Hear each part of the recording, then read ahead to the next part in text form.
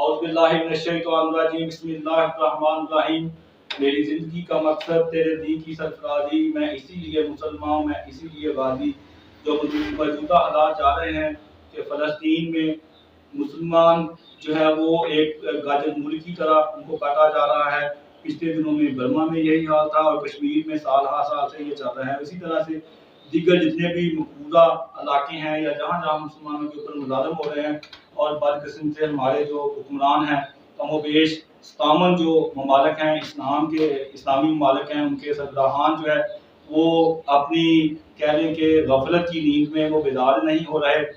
तो इन सारी चीज़ों को देखते हुए कि अब एक वक्त में जब कौम सारी इकट्ठी है, उम्मत मुसलमान इकट्ठी है कि आप जिहाद का ऐलान करें मुसलमानों के खिलाफ, जहाँ जहाँ भी उनके खिलाफ मुज़ालिम हो रहे हैं तो आप जिहाद का ऐलान करें। लेकिन हमारे असम्बली की फ्लोर के ऊपर भी ऐसी कोई बात नहीं हो रही। खसूसी तौर पे जो आजकल बहुत ज़्यादा फितने हैं और सबसे ज़्यादा जो नबी करीम सल्लल्लाहु अलैहि वसल्लम की जो नमूस है उसके ऊपर हमले हो रहे हैं। तो खसूसी तौर पे सूबा ग्रुप ने ये चीज़ों को सामने रखते हुए कि हमारे जो मौजूदा हल्का NA 111 के मेम्बरान सूबाई व कौमी असम्बली उन्होंने कोई ऐसा किरदार अदा नहीं किया, कोई ऐसा असम्बली में बिल पेश नहीं किया जहाँ पे वो जाके अपनी नबी की नमूस का वो पहरेदार बन सकें। तो इंशाअल्लाह ताला सूबा ग्रुप जो है अपने मेम्बरान कौमी व असम्बली सूबाई असम्बली के जो है वो एक पैनल की शक्ल में वो खड़े करेगा इलाका में।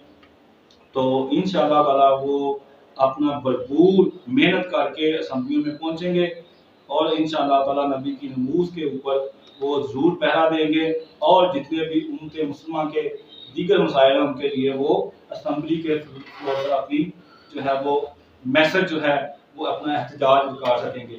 इसके साथ ही मैं इंशाअल्लाह आपसे इजाज़त चाहूँगा।